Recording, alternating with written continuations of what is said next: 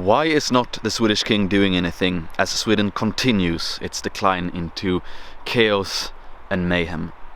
Why do I still support the king? These are good questions. I will try to respond to them in this fine video, but first a message from the sponsor of this video. Alright, we are sponsoring ourselves, the greatest clothing company in the world, Legio Gloria. Do head over to legiogloria.com to check out all new releases. We just had a massive release of new garments from the Polish-Lithuanian Commonwealth. More specifically, we have linen from Lithuania and cotton garments from Poland. So do check it out. A lot of new highly aesthetic garments just in time for summer. So I hear you ask, Great Lion, what is the royal house doing? What is the king doing?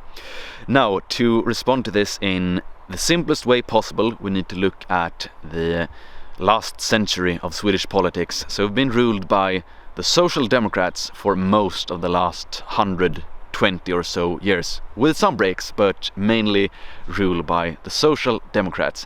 And they have from the start been quite hostile to the royal house. So the royal house in Sweden, they have had to contend with a very fine balance, and I'm only speculating now. I don't have any sources, so just trust me, bro, when I say this. Or you can speculate yourself as well.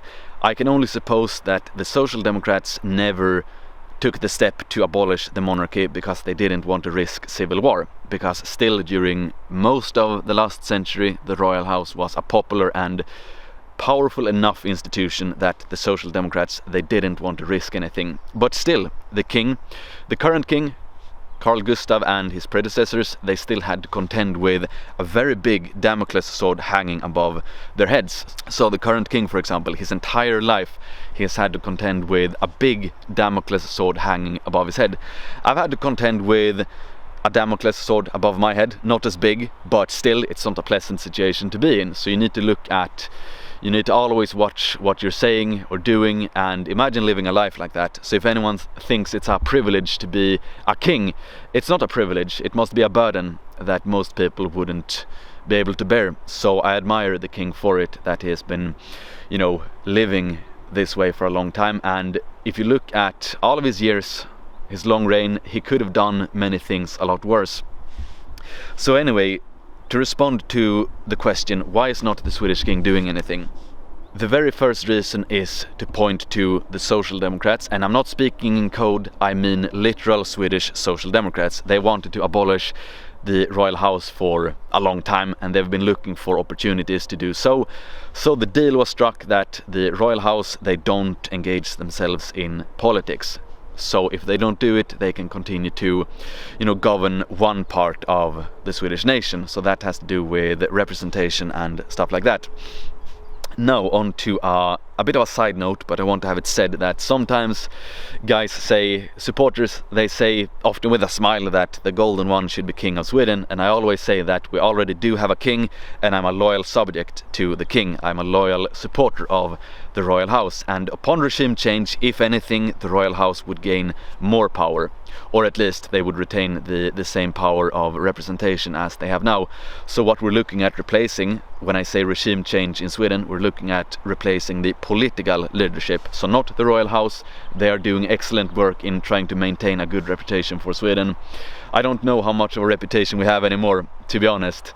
It's we have lost quite a bit of a reputation as a prosperous and well-functioning society, but it can be fixed. I could be, if we start talking about my wildest dream here, if I become I get into a position of political leadership, I could turn Sweden into the best and most beautiful nation on earth. I could restore order, and that's not because I'm some sort of genius necessarily. It's because I'm willing to step outside of the liberal moral framework. So like Bukele has done in El Salvador, he turned it into a safe place from a very dangerous place. The sacrifice he did was that he could no longer say that he's a good liberal, if you believe still that being a liberal is something good.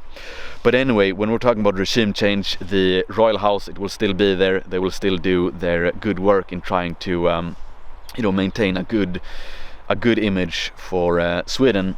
Now I will also say the following. Growing up in Sweden, I'm born 89 by the way, the king is one of few people of power who has never made me feel bad with myself as a Swedish man. As far as I know, he has never said anything that, you know, was targeted at making Swedish men feel bad. A young Swedish man, you have had the rest of society. We've been bombarded since birth with various things that the only way you can be a good person is to give away everything to foreigners and to deny yourself any sort of happiness. The only thing you can do to be a good person is to, you know, sacrifice yourself for others. The king has never said anything of that. He has never made me feel bad with myself, which I'm grateful for. And if you look at many of the things the royal house, they could have done worse. Yeah, they could have tried to appease these leftists, these social democrats, and, you know, by doing various politically correct statements, but they haven't. They've kept a quite good balance, and for that I am indeed grateful. Now, second point. Why hasn't the king done anything? It's a matter of when. When could he have done it? So if you want to boil a frog, which I don't suggest that anyone should do, because I like frogs, I like toads, I like these sorts of animals, so I don't want to harm them in the least.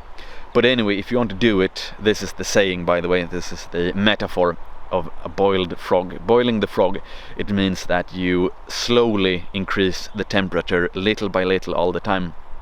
And that is what has happened in all of the West with mass immigration, that it's been a steady and slow trickle over a long period of time. So it hasn't really been any time except for maybe 2015, but before that there wasn't really any specific year that anyone could have stepped in and said enough is enough. Now, of course, there were many who did, and I'm very grateful for these individuals who've been playing the patriot game for a very long time.